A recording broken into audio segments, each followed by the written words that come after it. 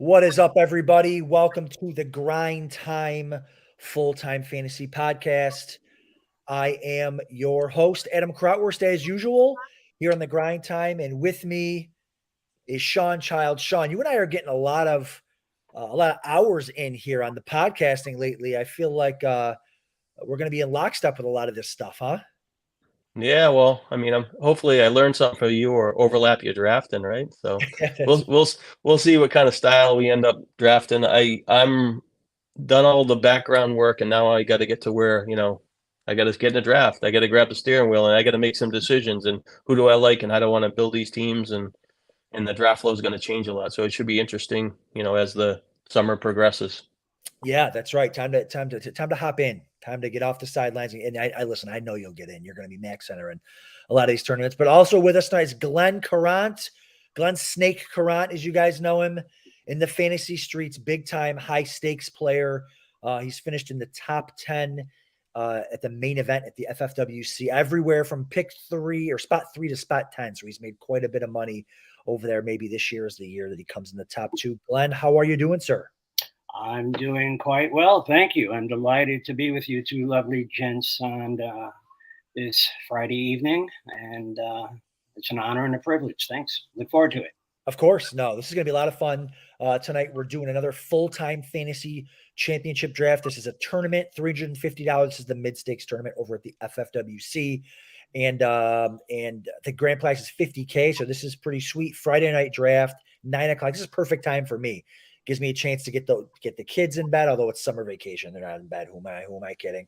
But get everybody kind of in front of a movie or something and get to drafting. This is going to be a lot of fun. I pick 11th tonight. Holy Amon-Ra St. Brown at wide receiver 5, 7th overall. I already got my first. I didn't even get Bijan Robinson. Guys, I haven't had a single sip of drinks tonight. I thought that was Brian Robinson for 2 seconds here. I'm like, what, where am I? Where am I? But Equinemius St. Brown, Amon-Ra St. Brown, the whole family's in here. Shawn, talk to us about real quick Amon-Ra St. Brown going in the middle of the first round while I get queued up here for my pick. He really, in my mind, I guess he's probably going to end up being a wide receiver 1, but I kind of think of him more as a great wide receiver 2 because the high volume of catches. He's kind of a guy that his touchdowns don't think they'll be that impactful. And, he'll get, maybe 6 to 8 and be steady and have some big games and stuff like that. But he's more of like a possession type, 10 yards a catch. And he's going to be very productive. And last year he got banged up with the ankle injury, and he kind of cost him a little bit of momentum at the end of the year. But I think he's a great player. Like I said, I prefer him at the back end of drafts as a second receiver, but I know that he gets projected on the early drafts. And right now, I mean, I have him projected for 8. So like I said, I'm more, being sticky about it. Glenn, do you think about that? Amon St. Brown he's like a poor man's Wes Welker in only his 3rd year. So, but I'm not surprised that he's gone that early because this is the FFWC and the yellow stickers tend to fly off the board a lot quicker than anywhere else, being the 3 receiver and 2 flex position. So, Amon being picked in the first round is not You're on the clock. Surprise. I've seen it. I've done 5 drafts thus far this year here, and I've seen a bunch of draft boards. Not really surprised. I mean, there's a couple of quality running backs that are being passed over while teams seemingly prefer the sexy wideouts. I personally think that they're oversexed. And there's a lot of no, seriously. I mean, the wide receivers are oversexed, and there's a lot of value at the running back position that's being passed over, which for names that'll be coming up here shortly in the 2nd round, I'm assuming. I just don't know if is there such thing as oversexed. We'll find out. But I do love that comment. Someone who has a strong libido, and wide receivers seem to have that. That's right. People love their receivers this year. Now, in this format, you do have to start 3. So that is important. It is full PPR. It is not tight end premium. You have to start 3 receivers. So I get it more here than I do in some of the other formats like Underdog and stuff where it's half-point PPR. I was a little disappointed. I don't know if you guys saw me roll I mean, Kelsey, I feel like, is a pretty good value there. In fact, let's find out what the value is on him, I can go to my premium draft tools ADP board, right? Just going to pull up the ADP board. I love this over here. And where does he normally? Kelsey normally goes to the 1-7, and I got him at the 111. So I feel really good about that pick for sure. So I took him there. It's not 10 premium, but fine, whatever. And then I rolled 9 because I really wanted. I think AJ Brown or Garrett Wilson will fall back to me. Neither of them did. I feel like that's Garrett Wilson's a lock every time at the 1-2 turn. I don't know, Snake, how many you've done of these yet. But Wilson's a guy that I absolutely love, and I can never get him to fall to me wherever I am. I could have taken him and passed on Kelsey, but what are your thoughts on Garrett Wilson this year? I've seen Garrett go as early as 1-8 and as late as 2-6 on the draft boards that I've looked at and also participated in thus far this year. I love him. I mean, what's not to like about Garrett Wilson? If he put up the kind of year he did last year as a rookie with those putrid quarterbacks, he's got Aaron Rodgers. I mean, what's not to like about Garrett Wilson? As a matter of fact, I would take Garrett Wilson ahead of 3 people and that were ahead of 3 wide receivers that were picked in the first round, to be honest with you. I love Garrett Wilson. Shawn, what do your numbers say about Garrett Wilson? Like, I love that he's with Rodgers. I love, I was joking with Billy, texting with Billy Musio actually about Garrett Wilson, and he doesn't like him at ADP. And I was like, listen, he's gonna have 5 touchdowns from the 1-yard line alone. Like, I know that's hard to factor into your projections when you're doing that, just thinking of Devontae Adams and how he worked with Aaron Rodgers. But what do your numbers say, Shawn, about Garrett Wilson? He came out 95, 1288 with 9 touchdowns and a couple carries. They get him the ball and some sweeps or something. But he it's like, it's weird when you see Adams go after him. Adams had such a great career, scores touchdowns. I mean, you don't know what's going on with the quarterback for the Raiders, but you figure Wilson is some form of Adams, but he has to as far as those in close touchdowns, he has to prove that he can get those scores when he's covered up tight, close to the line of scrimmage on fades and stuff like that. But really talented, and like you said, bad quarterback play last year, and he gets Rodgers as a severe upgrade, and he looked the part. Like, he could be an elite player. He just needed better quarterback play, and the Jets had a better play. They play better offensively as a team. Guys, he went to Ohio State wide receiver U, essentially. He was a top first-round pick. He's got the pedigree. He's got the Hall of Fame quarterback. I mean, he was sensational with Zach Wilson. He's one of the worst quarterbacks you'll ever see on the field. So, I really like Garrett. I just feel like Wilson's one of these guys where, like, if I pick 11th, he goes 13th if I don't take him 11. If I pick 3rd overall, he makes, like you were saying, Glenn, you see him go mid-second when I pick 3rd. It's like, it's just going to be one of those guys that, like, I'm going to have to reach to get, because every time I'm in a draft. Now, it wouldn't have been a reach at 11, but Kelsey was there. What are your guys' thoughts real quick on taking Kelsey, non-tight end premium, but 11th, 4 picks past ADP? Got to remember, this is a tournament too. So, like, roster builds, being unique, has a little bit to do with it too. I think you've got a thing for Kelsey, Adam, actually, because quite interestingly, I was in a draft with you 3 nights ago. You might not remember it. It was July 4th. Talking me, come on, Snake. I was a little bit lit, and I saw you there at number 7, I believe it was, and you grabbed the tight end one without hesitation. So you've got to be ecstatic that he grabbed him at 11 here. It's not the way I like to start out teams traditionally, historically, with a tight end. I'm just not that kind of drafter. I completely get it. I get the tier separation. I get that most of the teams that I've had him on, all of them, in fact, over the years have cashed. I think the wide receiver tier drop off in the latter rounds is pretty steep this year. And define latter rounds. What rounds are you talking about? I think after the 7th round, there's a rather steep drop off. So for this format specifically, going in the first 7 rounds, personally, I'd like at least 4 wideouts, easily 4 wideouts in the first 7 rounds. So if you grab Kelsey, you're compromising things from the traditional draft standpoint. I get it. He's a winner. He's a league winner. He's the best tight end. There's a large tier separation. But you know what? I think that closes. I think the gap closes this year, to be honest with you. It could. Yeah. I mean, listen, it absolutely could. I get it. And the plan. And listen, we got to see how the rest of this draft plays out, right? Because I went Saquon Barkley right after that too. So that's not always the way that you want to go without a receiver in this Yeah, format. it'll be interesting to see what you do for the rest Yeah, though, because I mean, you adhere to the BPA strategy, I'm guessing. Is that right, Adam? If there's really crazy value like that, like four spots of ADP in the first round to me is really good value when we're talking about like Travis Kelce. But Adam scares me. So like Barkley's my RB3. So I'm like, you know what? Let me go get Barkley, and I'll just we'll see coming up here. But I'm okay with double tapping receiver for the next 3 or 4 rounds. And I'm on the clock here. So what are your thoughts, Shawn, about what Adam's doing? Do you think it's a little bit risque? Not going after picking a tight end, going right to running back, although it is, albeit Barkley. No, I'm okay with a running back, but I'm going to make a point with Kelce. You're going to start the year at 33. We didn't chase him last year. You're probably in the same position. Me, he's going really high. Now he's getting drafted the highest he's ever done in his career, right? In the first round.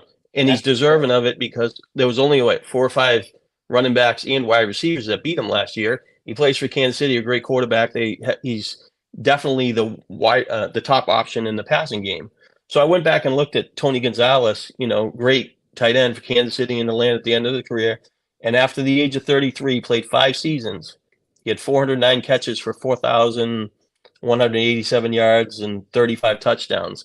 I mean, that's 80 catches and 800 yards and 7 touchdowns a year. And Kelce's kind of had a higher ceiling at this point of his career than some of Tony Gonzalez. He was more of a physical tight end and stuff, but a great player. So maybe I'm neglecting that this guy's still good, and I think he's older, and I don't want to catch the year that he fails, but he is definitely an edge, and somebody might close the gap on it, but it's not for sure going to be.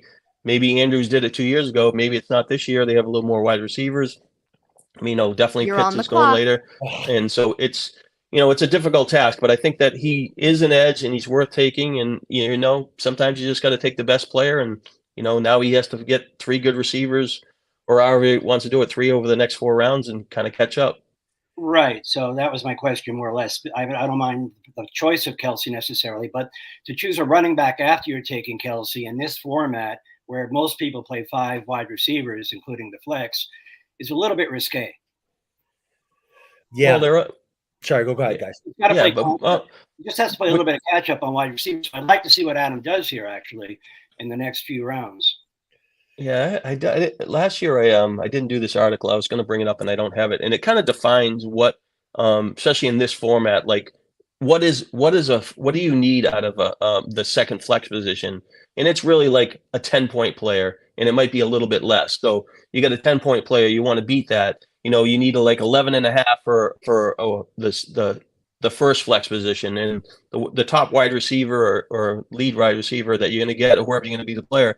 They got to be close to 20. So I don't have those numbers in front of me. I will eventually get to that, but it just kind of like in your head, you're looking to hit those numbers, and if you can beat 4 or 5 spots, you're going to be really a competitive team. And sometimes people take the edge of quarterback, and he went for the hookups. He went off the board for 200, but it's he's got Kelce. You might as well go for it. The Hopkins thing's kind of greedy but I don't know where he goes as far as ADT. So you making that bet that he's going to Kansas City? Yeah, that's exactly what I was doing, because I was torn between. That's the problem. So many things I want to say to follow up on all the great stuff you guys were saying. Number one, Scott, correct. He's in the chat. Scott, I can't use my Q, which is terrible because we're live on the stream here. Secondly, it doesn't matter if I use my Q because Resistance has sniped me twice now. Garrett Wilson, that Deebo Samuel snipe was brutal because I was about to go Deebo there.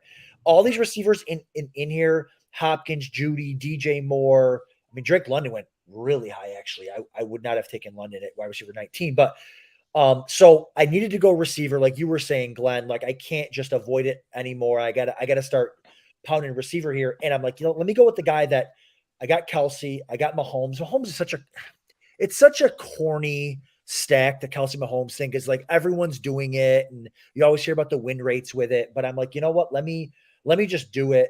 Get the Kelce Mahomes stack. And like, you know what? If I can get Hopkins, if Hopkins goes to Kansas City, now we're talking. Where do you guys think I'll start with Glenn first because he might be drafting a little bit more right now. If Hopkins signs tomorrow with Kansas City, he's normally I can actually get you the ADP here. I think he's going about late. He's going late third, early fourth. Hopkins is going, he's going at that 3-4 turn. So I actually got a one pick of value there. If he lands in Kansas City, where does he start going? He's going to be pushed up. He might be pushed up a full 12 picks, which is, what makes you think he's going to end up in Kansas City though, Adam? Why do you feel that's his landing spot? Those are rumors that I've heard. He's probably not likely. I mean, New England, which would be awful. And the Titans, which would be better than New England, I think. But so let me ask the question: if he ends up with the Patriots or the Titans, does he drop around? I think he doesn't drop around, but I think he drops half around. Yeah. I think his value would be better with the Titans as opposed to the Patriots, just because Tannehill's made a star out of AJ Brown before. Agreed. And he's a proven quarterback. He's a vet as long as he stays healthy. Mac Jones, I had high hopes for him in his rookie year. I thought he was the second coming of Troy Aikman, but he had that sophomore slump last year and he took a step back. He didn't have much help in terms of surrounding talent and coaching, but I think Mac Jones is going to be a good quarterback actually, and people are sleeping on him. I think the Patriots are going to be a better team offensively. They can't be worse than they were last year, for God's sake. DeAndre to me is not an intriguing player. I'm kind of laying off of him personally. I watched him on, I watched the games. It looks like when he came back last year, he hit his stride without any hesitation whatsoever after the layoff. But there's something about wide receivers. What is he, 31 years old, Shawn? He's around there, yeah. Yeah, I think he'll be 31 this year. Yeah. I don't know, man. I'd rather personally, I prefer a stud that's 25 and up and coming in his second or third year that are going around his ADP. I mean, you said Drake London went early. I beg to differ on that. Really? Let's talk Drake London. I mean, if you're on London, you got to be off of Pitts and maybe even Bijan. There's just not enough volume there to go around. What makes you say that? That was last year. I agree, but I think it's a new year. No, I agree, but same philosophies. I mean, new quarterback, but is he? How much better can he be? I guess I think a lot. You can't be worse. I mean, look. I mean, Mario. Yeah. I mean, you could have. I'm 63 years old. I can still throw a 30-yard spiral somewhat accurately. Somewhat. Sure. 30 yards. Could Mariota do that last year? No. Not even close. Just look at Kyle Pitts highlights or low lights with the ball dropping 10 yards short of everything. Right. So I think that Ritter is an upgrade. And, it's his second year. He's only played 4 or 5 games. He didn't show much last year. But Mariota was horrible. Him and Matt Ryan were the two, I think, most, and even as bad as Russell Wilson's year was last year. How can you get any worse than that? I think the Atlanta Falcons are a team to watch this year, guys. I really do. They've got some young offensive firepower and some good pedigrees at tight end, wide receiver, and now running back. Great offensive line. Watch out for the Falcons this year. That's my surprise team in the NFC. I got to tell you, I'm really regretting Patrick Mahomes. Listen, the ADP is fine there, the stack's fine, but I hate taking the first quarterback, and I hate looking at an entire round. Nobody picks a quarterback. That makes you feel pretty bad, huh? An entire round and a half is going to go by. I could have had Josh Allen in the 5th round. Oh well. I mean, Allen wasn't gonna make it back to me in the 5th round, but yeah, Shawn, what are your thoughts on the Falcons there and like how I know you've crunched your numbers and all that stuff. Are you on London? I think wide receiver. I mean, that's the highest I've seen him go in like any draft I've done so far, outside of maybe some $5, $10 drafts or something like that. But what do you got there for the Falcons offense?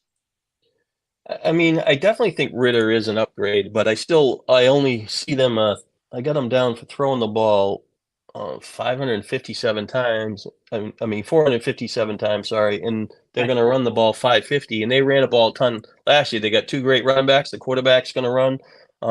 Without a doubt, London's going to be the top receiving option and for them. I've got them catching 50% of the wide receiver targets, but I only got 54% of the completions going to the wide receivers, and I'm not convinced that Pitts is going to be a big factor out of the gate, and that will change over the summer. I'm not, so London, I only have him for 76 for 936 and 6 touchdowns, and I don't see a ton of touchdowns. So I think he's a good player, and he could beat those numbers for sure. You just need to throw 60% of their completions to the wide receivers instead of 54. But I think the running back Robinson's going to catch a few more balls, and that's going to pull some away. So I mean, he's a nice player. He fits more of the wide receiver 3, and you don't expect him to go obviously in the 3rd round to be the wide receiver 3, but that's where he gets drafted, and the structure's fine. Now, you just have to get out at running back now. Well, what streaks ADP so far in drafts here? Because that's where he's going. He's going right at the 3-4 turn. It's not really a surprising pick. You have him as a wide receiver 3, did you say, Shawn? Well, I mean, he's no. I would prefer to have him on my fantasy team as a wide receiver 3, the 3rd. So that team that drafted him, it's his 3rd. He's got 2 other wide receivers in front of him. That's interesting, because I think most people are drafting London as a solid wide receiver 2, even in that middle wide receiver 2, pack somewhere 15, 16. He's going off the boards. What wide receiver rank is he, Adam? Do you have that? Yeah, I got the board here. He is going as wide receiver 23 usually in the 4th round. So he's at the end of the second, wide receiver 2. Yeah.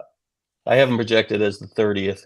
Like I said, 206 points, and like he could beat that for sure when he has upside. So, but it's more on Atlanta not throwing the ball. If Atlanta threw the ball 550 times, like the average teams in the NFL, I mean, there's a bunch more passes going to the wide receiver.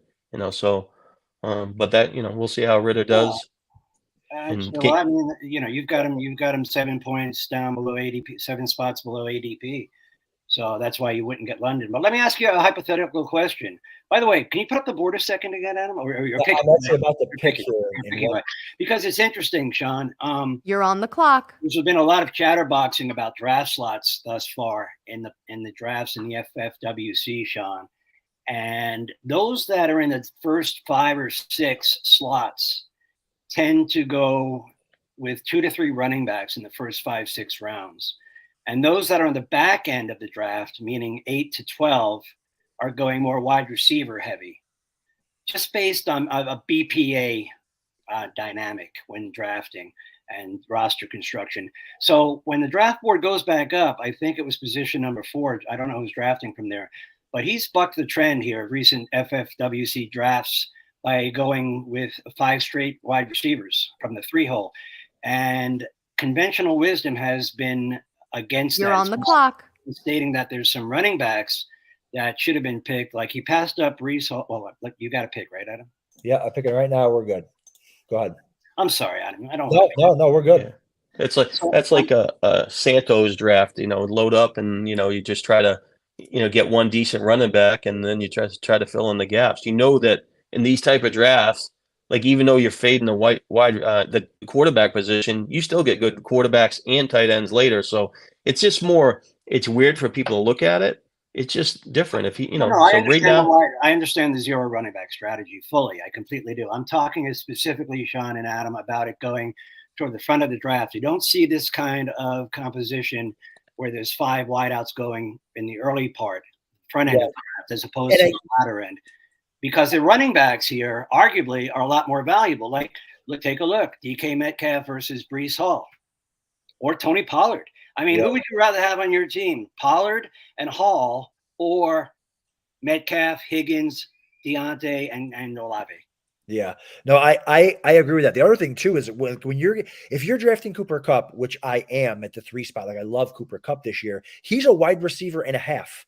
So you don't necessarily need 5 receivers when Cooper Kupp is a receiver and a half. So so the value at running back is at the 2-3 turn.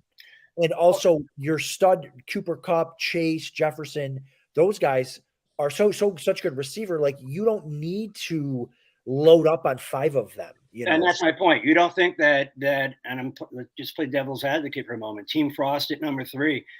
Do you think that arguably he's passed up some pretty damn good running back value to chase those wideouts? Yes. Because he likes the color of yellow? Yeah. But Yeah. but he eliminates any. He doesn't have to make any decisions in his lineup at wide receiver if they all stay healthy. You know, he's gonna wheel off those 5 guys, and that's part of the game. If you have guys that look similar and you're gonna make mistakes, you know, yeah, now he's gonna coin flip probably his running backs, but you know, you can make the case like I mean, I probably have Cooper Kupp lower than most because I didn't like their offensive line and the direction of that team, but I mean, I think he's still going to be good. I just don't think he's going to be as good as he was the last year and a half. But So if you just both decided to employ the wide receiver 0 running back strategy, who would be the last running back that you would feel comfortable having as your number 1 RB? Let me go look here. Where does it fall off? Yeah. I wouldn't have passed on Taylor. I mean, he's just too much there. You know, Chubb doesn't catch enough passes. Henry. I still haven't rated much in catching more passes, but you know, in this type of draft, he might even slide to the 3rd round. So I think if Taylor slid to me with Kupp, I would have probably taken that in that draft. I but agree. The last guy I feel comfortable like starting as it might be like the James Conner, Montgomery, you know, because after that, like Pacheco, you know, Javonte Williams, Cook, Kamara, like those guys, Kamara might be suspended. Like, you know, at that point, you're taking 2 or 3 or 4 of those guys in a row and hoping that one of them hits. The other thing I love talking about the builds here. The other thing about that is I'm fine with 0 RB. I do it all the time. Hero RB, fine. But the whole premise of it is a lot of times is you want to do it to get an elite quarterback or tight end in there to dominate those onesie positions, but also you don't in a league where you have waivers like we have here, you're banking on picking up these running backs off waivers. Well, what if one of us doesn't let you do that? What if, we got Ricky Rowe here as 1 running back and Miles Sanders. He should be going heavy towards. There's going to be 1 to 2 running backs you're going to pick up every year that can change the dynamic of your team. Ricky Rowe is going to be gunning for him. Hodges Heroes is going to be gunning for him. And everyone else who feels like it. So the idea that, I'll just go grab the running back off waivers, like they're not going to give them to you. Like you're going to have to spend all your fab, or you're going to have to, it's not as easy as people think it is. And I like doing 0 RB. But before we move on, I want to remind everybody, want to win a free mid-stakes entry, like the show, subscribe to the channel, and type "I'm full-time fantasy" into the chat for an opportunity to win a free mid-stakes. That's $349.99, guys. So definitely put that in the chat and have a chance to win. And they'll probably announce that later on. So Adam and Shawn, just looking at this board, based on this format and all the drafts that I've seen and participated in thus far, what sticks out like a huge sore thumb to you based on the color of the stickers here after 6 rounds? Lucky Mike structure, probably. Bingo. Lucky Mike. Lucky Mike. I've been doing a couple of drafts with him too. Yeah. Lucky Mike is zagging when everybody else is zigging. What do you guys think about that? I don't mind it as long as he's getting value on his picks. Like I wouldn't zig just to zig when everyone's zagging, but if running backs are falling like crazy, White, I like White at RB19. I don't think that's a huge fall. Madison, I like Madison. Fine in the whatever round he got him in 6th round. I love Madison in the 6th round, but it's only RB22, and that's more of like an average draft spot for him. I don't necessarily think I would have forced that. So it'll be interesting. Lucky Mike's probably doing a ton of these too, and maybe he wants to mix it up. But I think you can't even start 5 running backs, right? You think you can only start 4? I think in this. That's the point. I think he went 1 too much. Yeah. I mean, that honestly, it's nonsensical. I'm just going to call it straight out. You can only start 4 running backs. Why would you take a 5th running back as opposed to a 2nd wideout if you're going to employ that strategy? Explain it to me. I just don't see any sense of it at all. He's saying he's basically defending, team 3 and team 10. He's like, all right, I'm not going to leave a good running back. The wide receivers down the table aren't that strong. I'm going to defend the position. When I have my bye weeks, I hopefully have a great running back, and I'm going to flex both running backs. So, it's the problem with some of those back end running backs. If Tampa's, you're not going to score a lot of touchdowns and stuff like that. They're going to get you, 11 or 12 points a week. But how many explosive games where you might have a wide receiver, let's just say Mike Evans with a slid, maybe he has some big games and stuff like that, or, Lockett comes back, or even Mike Williams. I mean, he's a, big receiver. He can score touchdowns if he ever could stay healthy. But, he's, like I said, he's defending the position, and he only has to get a couple more wide receivers and, maybe get 4 and then see how the rest goes. So I mean, it's overkill, but anything can work if the players play up the expectations and you stay healthy as well. But he still has to get out with the rest of his roster. Yeah, I hear what you're saying. He's defending the position, indeed. I just think it's cutting off your nose to spite your face, actually, because Madison's going to be on the bench, or White, and you talk about taking the decision making out of it. I mean, that goes against everything you just said. That makes it even harder. So I don't know why you would pick a running back in the 6th round. I just don't think it's a good call right there at all. Yeah, no, I don't. I mean, Madison is certainly could be value there, but yeah, I mean, it's just kind of. Take a shot on Pickens, Tony, Cooks. Right. Well, not even take a shot. Like you have to take a receiver. Right. It's it's not even like, oh well, yeah, you're right. You just got to add, and that's the whole thing. Like, not a lot of people talk about this, but we don't know anything, right? So like you were drafting these players, and we don't know, and you don't know, and they don't know. Like if he doesn't like Pickens, well, you know what I do know? You need to start three receivers, right? So you got to take a shot on some of these receivers and just say, hey, whether I like him or not, I got to start one. I got to start 3. So I got to take them. And so unless Lucky Mike likes a lot of these late round guys, but again, it's going to be a situation where he's going to be in trouble. And running backs get hurt all the time. So I think what Shawn said is he's going to flex them. He's going to hope to have 4 really good running backs every single week. And that's fine. You just pick one too many. I mean, right. It's kind of obvious.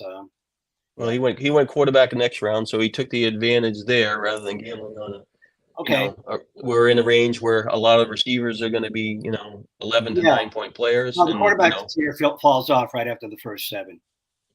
So yeah. I get that pick. I don't get the Madison pick ahead of any of those receivers, even if he didn't like them. BPA is fine, but I think that's picking.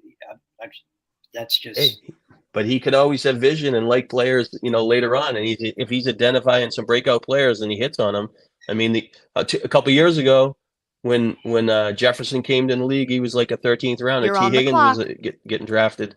I mean, there was a lot of good receivers. I think Pittman might have been in that draft. There was a lot of value in.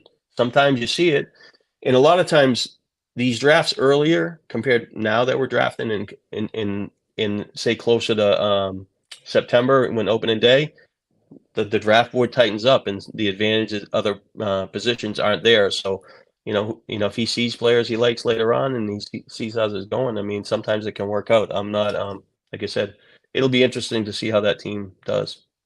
Yeah, it just makes it more difficult for him because he can't start 5 running backs. That's all. He's going to win the overall championship and win. Yeah, obviously that's how it happened. You know that.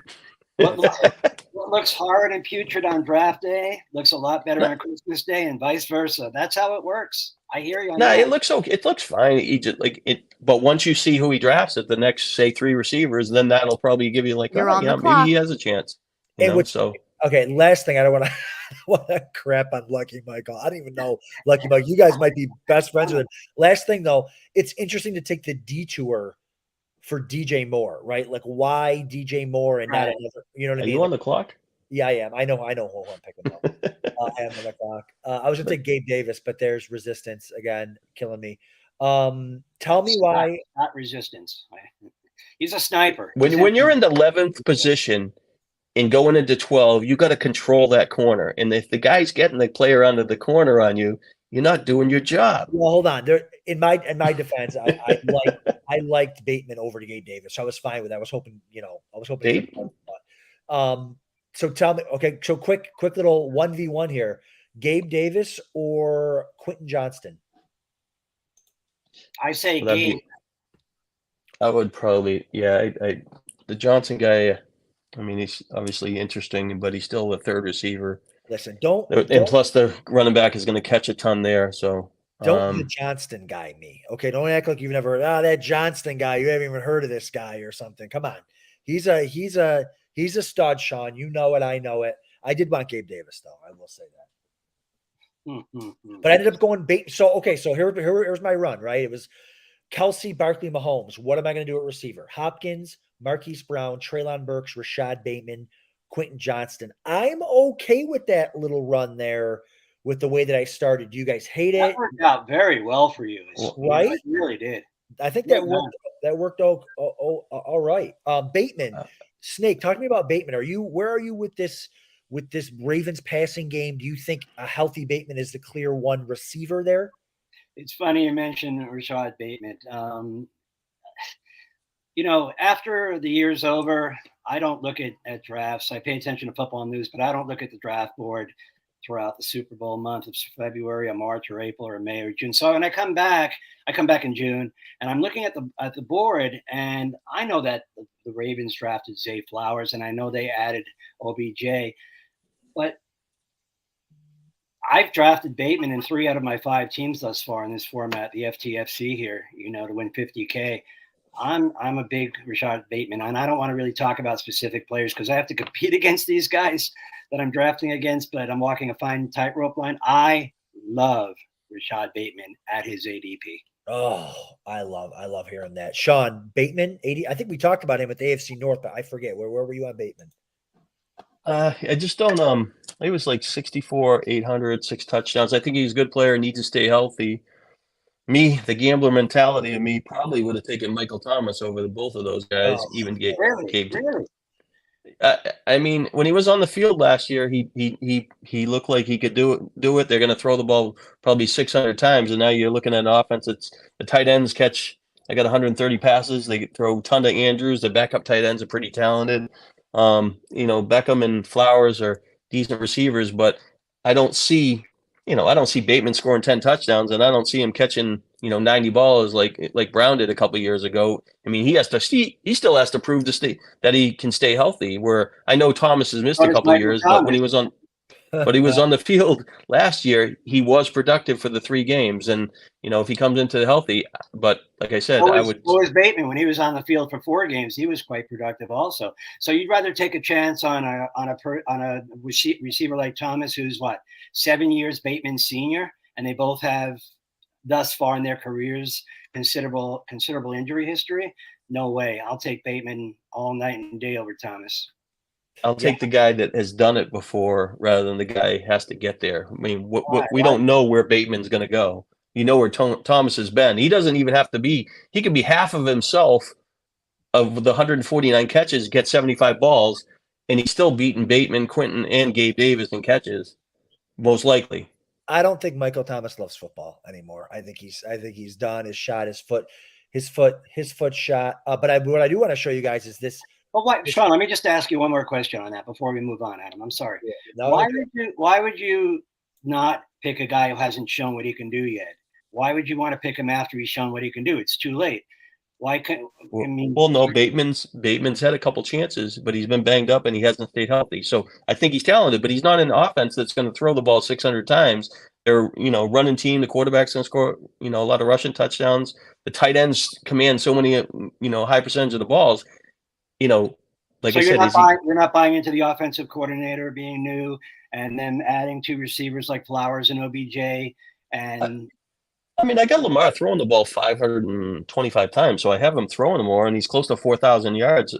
Because we talked about, that earlier. What did I have on the? Yeah. So, but it's just interesting. I had 38. The team to throw in 3,900, but he definitely can throw better, and does Lamar throw the 35 touchdowns he did like 2 or 3 years ago? Is that what you're betting on? No, I'm betting on Bateman's talent. He's a number 1 pick, and so is Zay Flowers. But from a talent profile, I think Rashad's a lot better than Zay. The health concern is the only reason why he's going in the 8th or 9th round. Otherwise, he'd be going in the 5th round, even with the addition of OBJ and Zay Flowers, in my humble opinion. I love Bateman. I think Bateman is the most undervalued player at any position in the entire draft thus far. Oh, Snake, you're welcome on the show anytime. Okay, that's not because you picked him, Adam. It has nothing to do with Rashad Bateman. But he's a value at the. He's got him as a 4th receiver in the 43rd wide receivers drafted. He's going to beat those projections. I mean, I have him. Where do I have him ranked, Bateman? While you're looking, there's 2 seats left in the $25 starter. Starts at 9:45 Eastern time. I saw that in the chat. I thought Actually, Bateman's ranked 42nd, and Gabe Davis 43rd. So they're right in your wheelhouse of where you drafted them, right. based on the early projections. But I ended up getting Bateman and Quentin Johnson. I wanted Davis. Johnson fell. I'm on the clock here on a pick here. But yeah, so that's what I ended up doing there. Goddard and Waller. These quarterbacks are the quarterbacks. Snake, where do you stand on drafting quarterbacks? They go later here than most of the other sites. Are you for good reason? There's only 4 points as opposed to 6 points for a passing touchdown. I think you took Pat too early. I know you like the stack, and you did the same thing the other night on July 4th, actually, America's birthday. I was pretty lit up. I couldn't even see straight, but I did see those. I did see Pat and Kelsey, and then you proceeded to pick 9 wide receivers in a row, which was unprecedented in the FFWC. But I think Patrick Mahomes. Look, you're on the clock. I wouldn't pay up a 3rd round pick for a quarterback, and that's just how I draft. Now, I'm Glenn, not saying. You can say it. Joe Burrow is going to be a better quarterback than Mahomes this year. Okay, I'll say it. Joe Burrow is going to be a better quarterback than Patrick Mahomes. I hope so. I don't. I'm a Bills fan. And not only that, Justin Herbert's going to be a better quarterback than Patrick Mahomes. Yeah. The problem with Herbert is his 2 top receivers have some injury risk and are getting older. So if they go down, that's why Quentin's on board Adam's team. Yeah. This is insurance policy. And then Eckler coming up. And Everett's really a hybrid tight end / wide receiver, right? Oh, they're going to throw a ball a ton. He just and he should run more this year without a doubt, because he, after that injury, he just didn't run it. So he has to get back where he scores 4 or 5 touchdowns on the ground, get 300 something yards, and then get back over 30 touchdowns. I mean, he's a value, and there's only a couple of quarterbacks in the league, and they throw it as much as he does. Can you show the board again? Let's see that you got Mahomes in the 3rd, Adam, and then the next running back I believe went in the early 5th. Is that correct? Hold on, real quick before I show that, but I'm going to show this board. This is the ADP board that goes along with if you get the subscription over here. It shows you can watch this while you're watching your draft, and it'll show you where the guys they're being picked. They're in the gray. The light gray is where I drafted my guys, and you can see okay, Herbert's great value here. Flowers is great value here. Like where they go. This is an ADP board, and then you can just go back to your own board and pick it. So I really like this. Do you guys? I know you haven't done a touch yet, but Snake, I know you've been doing some drafts. What do you think of that? Yeah, no, it's a great tool. Very valuable. It works. I use it all the time. I love it.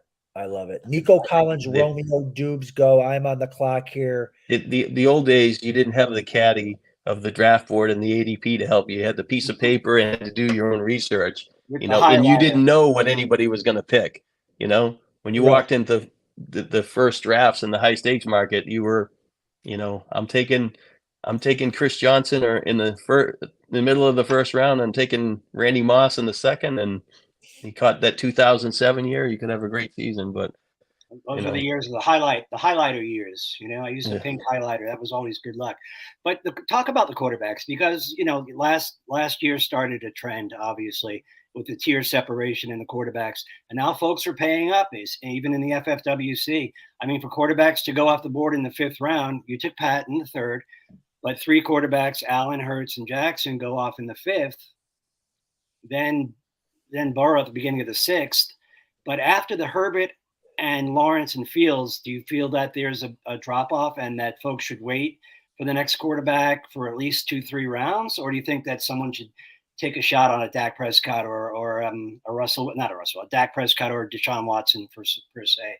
I don't. I think people should wait. I think they should either get one of these top, like Mahomes, Allen, Hurts, Jackson, Burrow, Fields, Herbert. Those are the only.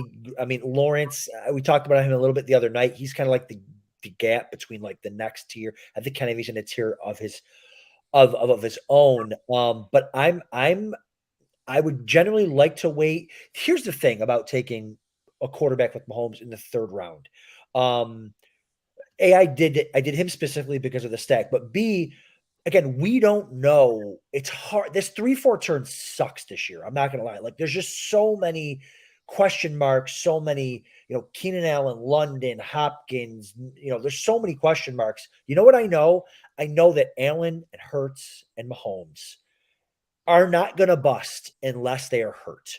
So, like, the advantage to taking a quarterback there is that, okay, it may not be the best value. It may not be the best, roster construction decision, but you know what I know? I know they're great. I know they're superstar players that aren't going to bust unless there's an injury. Now, I would like to wait until the 5th round to get my quarterback, and I generally would, but that's kind of my argument of taking Mahomes in the 3rd or a quarterback in general at the 3-4 turn. That's kind of how I would view it. What about you, Shawn? It's interesting, waiting on the quarterback position because they're the easiest position to get the most points off the waiver wire, even late. But 7 of the first receivers taken over the first 2 rounds, their quarterbacks are still on the board. So those teams that are drafting those wide receivers earlier are still relying on these quarterbacks doing well. Seattle quarterback Aaron Rodgers, Tua. Who else we got here? We got Waddle with Olave with the Saints quarterback. So there's a lot of receivers up there that they need their quarterbacks to play well, and they're still on the board. And maybe that's only half of the equation. You need maybe 2 more receivers to do well on those teams. But Seattle's quarterback, with Metcalf and the rookie receiver and Lockett, that's a pretty good combination, and they throw to the tight ends. So it just it's a little more of a game management. If you're going to cheat the quarterback, you maybe have 2 or 3 and play matchups. And, you may not beat the best teams, but you may end up with a little more depth at some other position. And it's a different world. And especially in auctions, because you can get those other quarterbacks for, $1 or $2 where people are paying 20, and it's kind of a great equalizer. Well, the cool thing too about taking a quarterback and a tight end early is now especially when I'm live streaming, when I go over to my draft room, I only have to look at running backs and receivers like the rest of the draft. Like, I don't have to worry about the tight ends and am I going to get sniped, the quarterbacks. I love that. But guys, I've been so busy streaming and talking, and this has been a great conversation that, like, I have to look at the camera. You had mentioned JT earlier. I knew my glasses were foggy.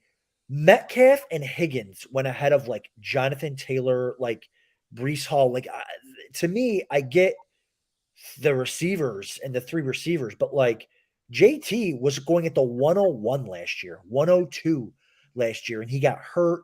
New offense, Breece Hall, obviously injured, but, like, are we really taking, like, Jonathan Taylor to me is not RB7 either. He's like RB5, RB4 range. That's precisely what I stated earlier. Yeah, I must have missed it. Now your glasses are off. You can see what I was talking about.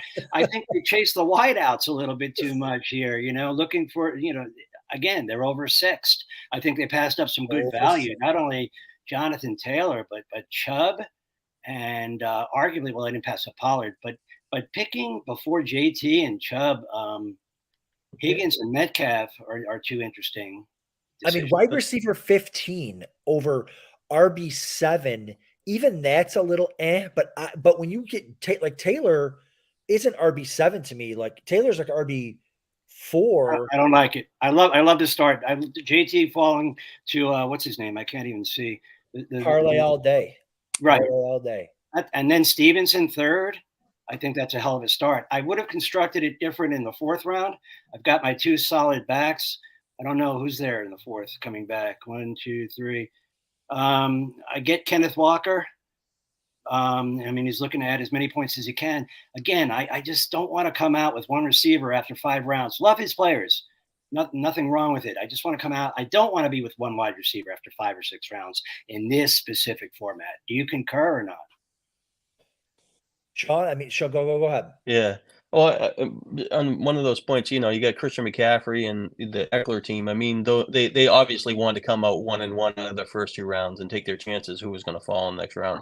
So if you take the double up at the back, then you're taking the drop off. So, it was probably a predetermined, I'm staying with, especially with the format. I don't want to get chased down the receivers later on and get the running back. So the one that broke, when Taylor went to the 3rd team that went 5 wideouts, he's the one that probably should have taken Taylor, because it was the value for the structure. And then he, went to team 2. But yeah, you probably, a lot of times if you're balanced, after 5 rounds, you have more options to go in different directions. So you got 2 running backs, 2 receivers, and the 5th round, you take the best available, whatever fits your team structure.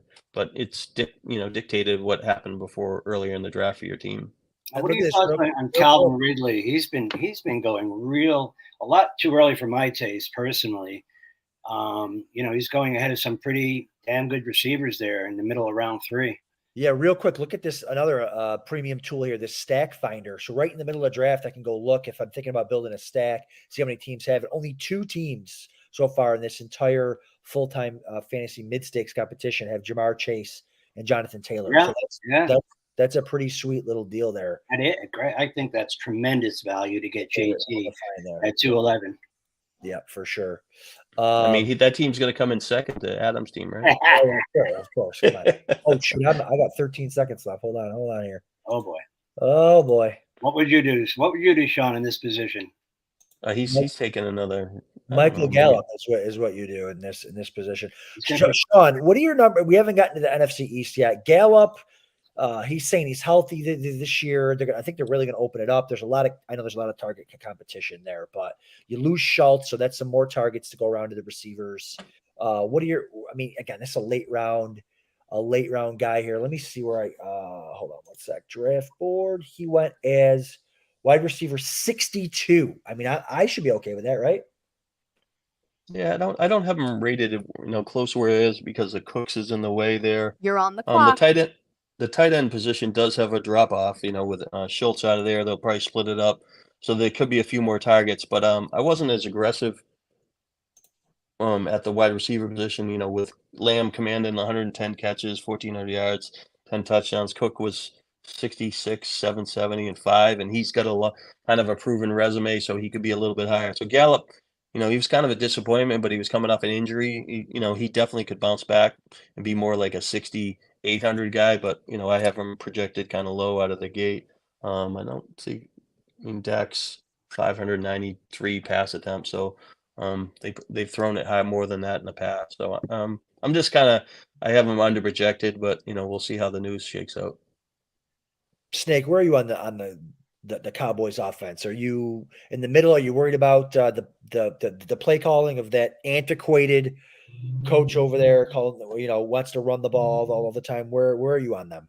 I think there's a few things still waiting to shake out. I don't know if Pollard can, be an in between the tackle, 250 plus carry guy yet.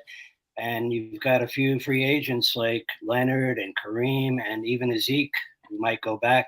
So I don't think that the end game has been written in Dallas yet. There's a little bit too many unanswered questions. However, Gallup doesn't really float my boat as a third receiver in Dallas, to be honest with you. I know Schultz is gone. So how many targets is that to soak up? I think Shawnee would know. Sean's the numbers guy. Got to be around 100, right, or more. Well, let me see. It was the 5 yard out. I mean, it's just 5 yard out after 5 yard out after 5 yard out. Let's see. I'll have to switch to the page to see what the tight end splits were. But I went Gallup and then I went Bigsby. And so so again, when I have a hero RB build here with Saquon Barkley as my hero RB, and then I'm just taking guys that are an injury away from smash ceiling. Charbonnet's an injury away from being a top 12 running back, top 15, just because of kind of like how Kenneth Walker was last year. He was an injury away from being a top 12 back, and that's what ended up happening. Bigsby, maybe not the same upside, but I really like Bigsby coming out of college. They've already talked about giving him some standalone value there in Jacksonville. So with this type of build, I'm not looking for like the Singletaries or the Elliott's, stuff like that. I'm looking for more of like the Jalen Warrens, even Algier. He's an injury away from. He was pretty good last year too. So those are the type of running backs I'm looking to build here when I go with a hero RB build. Yeah, I like. Can you go? I like the way team number. Yep, go ahead. I like team number 9. I think he is, especially getting Darren Walker, top tier tight end there in the what is that? The 9th round? Is that? Yeah, tight end 7, Darren Waller in the 9th round. Yep, 9-9. That's a great. Those some tight end value in this draft right here in late 9th.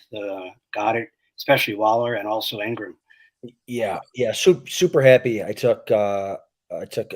So much quarterback and tight end value in the draft that I go first round tight end, third round quarterback. Listen, you live and you learn, guys. Not everything works out. But Waller to me is the end of that. It's cool when like the end of the tier for me is Darren Waller, and the next pick is the next tier of tight ends. You got to feel good about that. Agreed. Yeah. Yeah, getting Waller and Herbert, two top tier positional players there in round 7 and 9, and squeezing him in with Gibson is a nice little move. Dotson's his 5th receiver. I'm not crazy about Miles personally, but if Miles does something, that could be a team to be reckoned with. Shawnee, what do you got over there for the numbers you were looking at? He was Dallas was last year 89 catches for 865 yards, 130 targets for 7 touchdowns. So I have him for 75 catches. You figure I'm probably taking away 35 targets or 30, 25 and then shifting into the wide receiver position. I think 25% of their completions went to the tight end, and 57% to the wide receiver last year. So I bumped it to 61% for wide receivers with Cook added, and Gallup, and that definitely could push higher. They could be 65%. Especially if Dallas gets, that's what I'm thinking. I mean, they got a rookie tight end there. I mean, nothing to speak of. I feel like that's probably what's going to happen. They added receivers. Gallup's healthy, high flying there. Again, I'm just trying to get a vibe on Gallup. I kind of wide receiver 62. I mean, he's kind of free at that point. Yeah, when you look at the folks that were selected, the wideouts that were selected after Gallup, I'll retract my statement and I'll say that he does float my boat a little bit because how do you get a boat floated a little bit? I think that's really kind of an oxymoron. But based on the wideouts that went after him, Adam, I would have to say you made the proper pick. That was kind of a panic pick too, because I have no cue and I'm over here showing you guys the great features here on Full Time Fantasy. I'm like, I have 8 seconds. I love Michael Gallup. Click.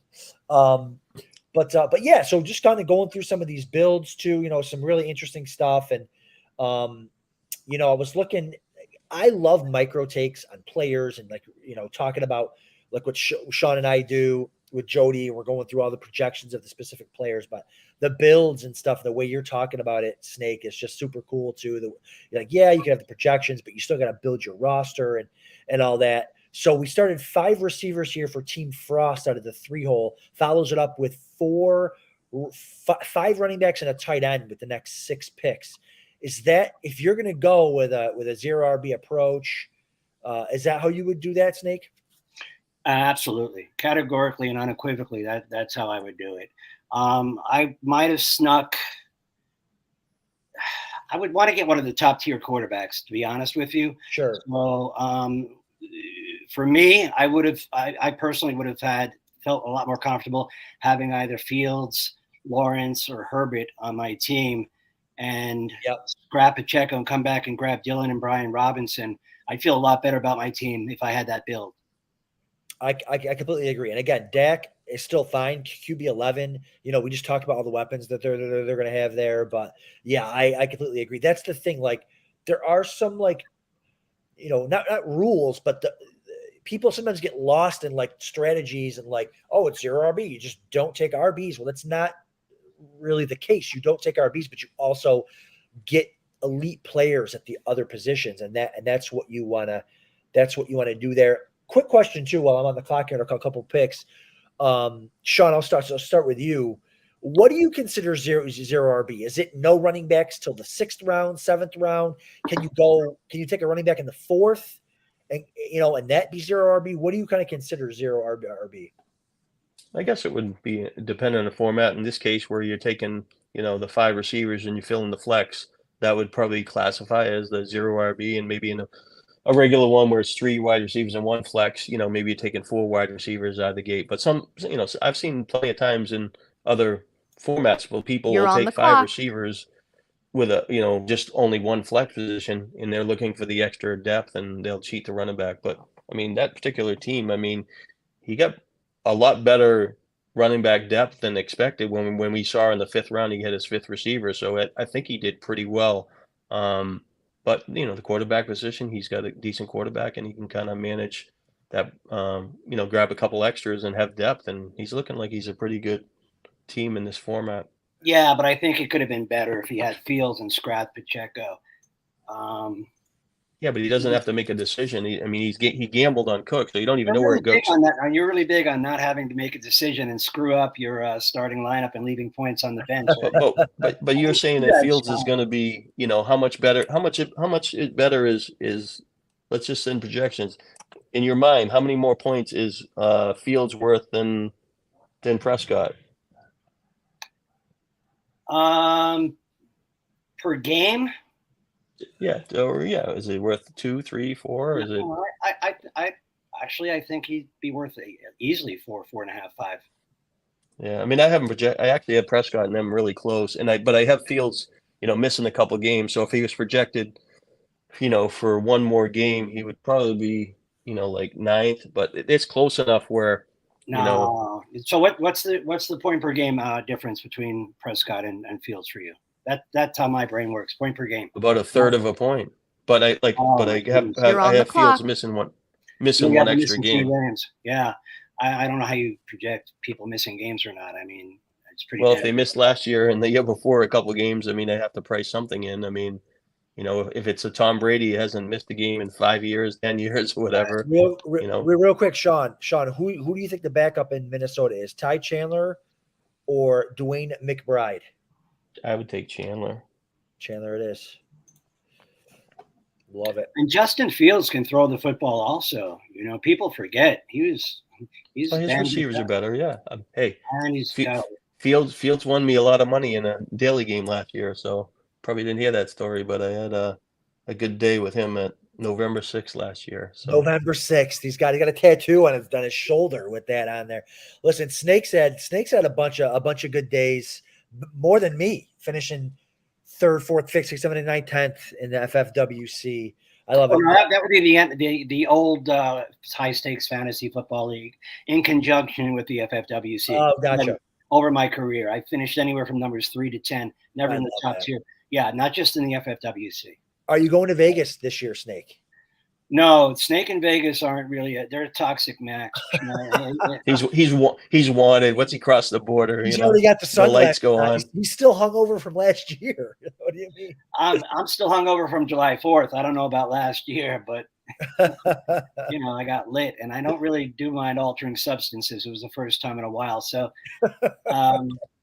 Yeah, but it was all good. I saw you did a run. It's interesting, Adam, because you're showing a pattern here. Because you are, that. Are you a stalker? You stalking Adam? Is that what you tell him? No, he's a smart Snake studies. I'm harmless. I'm a garter snake, for God's sake. A little worm.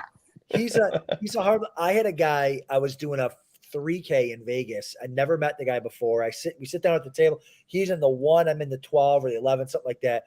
And he looks at me with like papers in his hand, and he goes, I know every player like you've taken all year. I'm like, geez, this guy's doing his research. You got to know your. But you're showing your hand, Adam. I saw you on July 4th. You're drafting the same way. Exactly. You had 9 wideouts in a row. I think that's unprecedented. After you picked Kelsey and Mahomes, I don't know who you got in the 2nd round. I forgot, to be honest. But it was a back, wasn't it? Me too.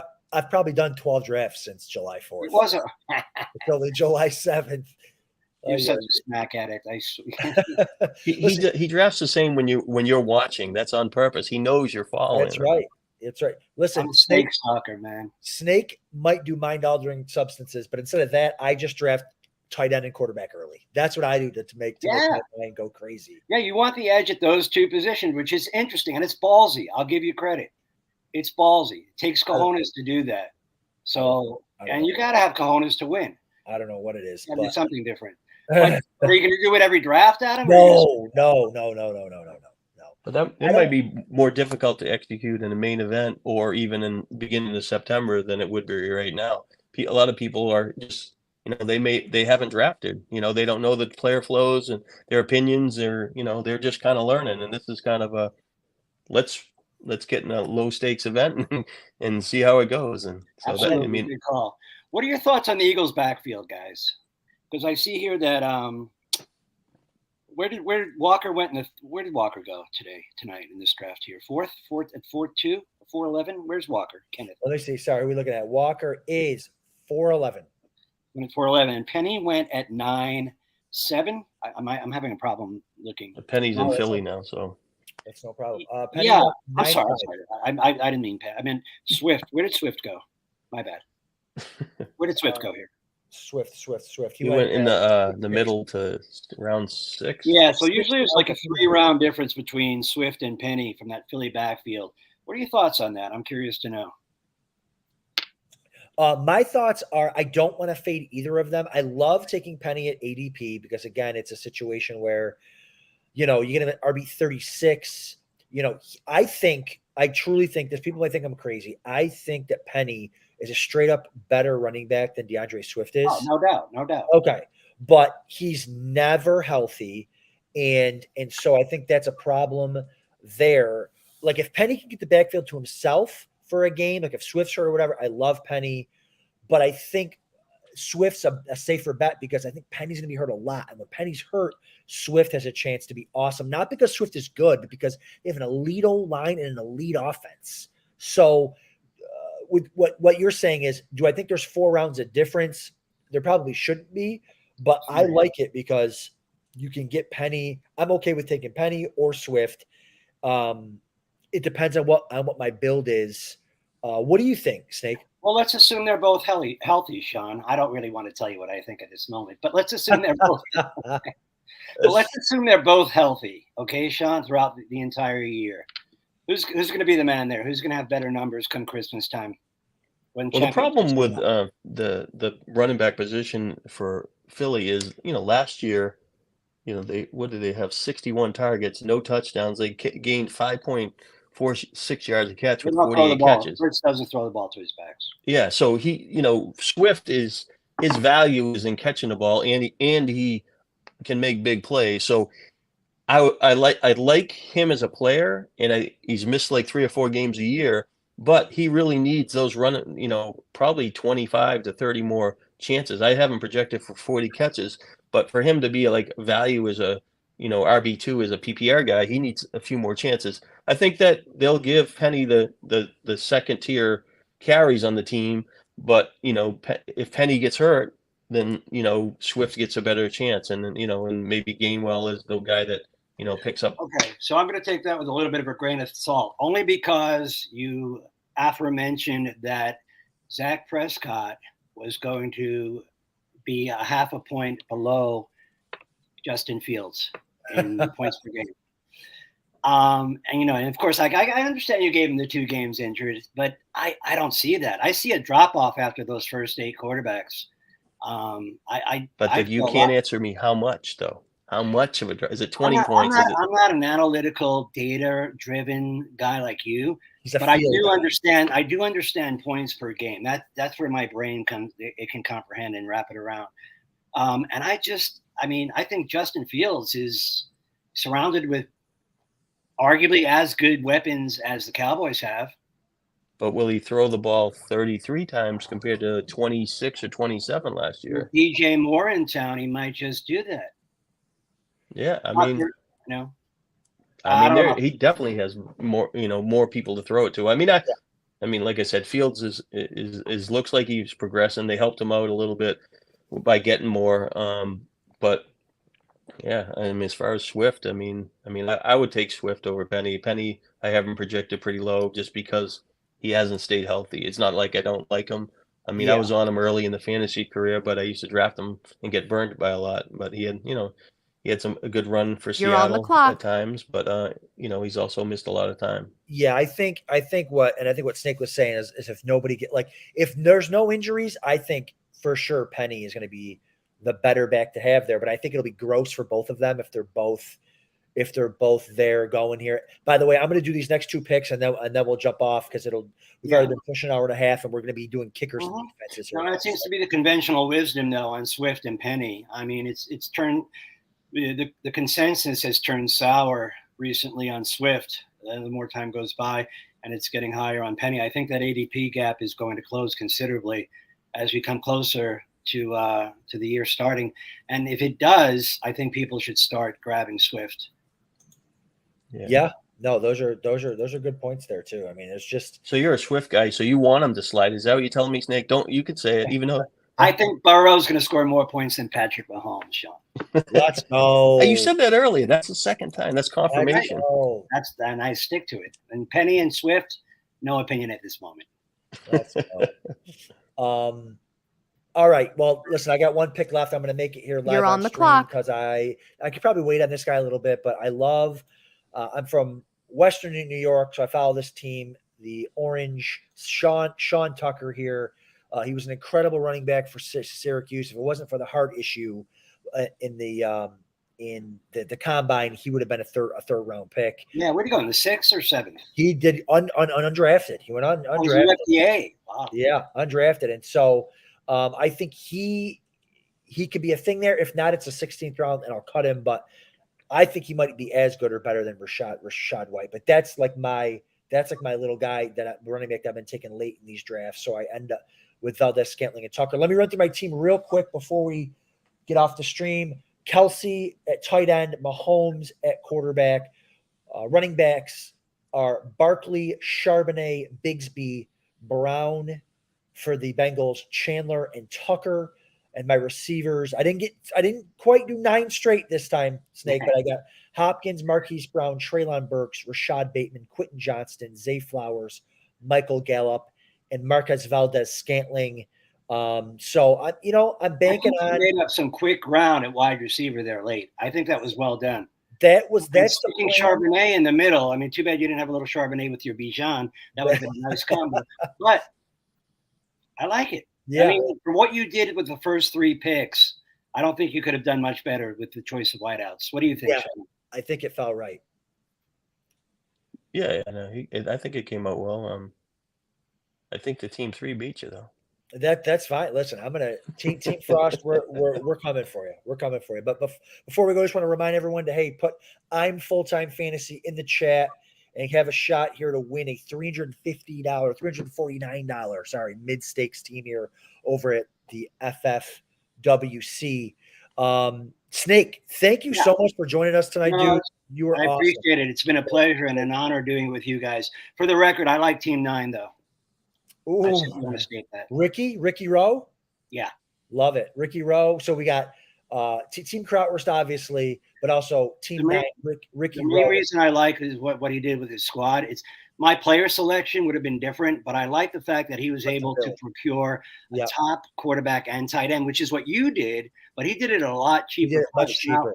Now, I'm not saying that Waller and Herbert are going to outscore Kelsey and Mahomes. That's not what I'm saying, but that's value. No, I totally get it. And Shawn likes Team 3, Team Frost, Zero RB, Maven over here for sure. Again, not even the micro takes of the players, but just the builds, right? Stuff like that. So no, I love it. I love the builds here. I love doing these shows and learning. So, but yeah, everyone put that on Full-Time Fantasy in there. We're doing these almost every Friday from here on out. I'm excited. Thanks for joining me, Snake. Thanks for joining me, Shawn. And we will see you guys next week. Good luck this year, guys. Everybody, good luck. See you guys.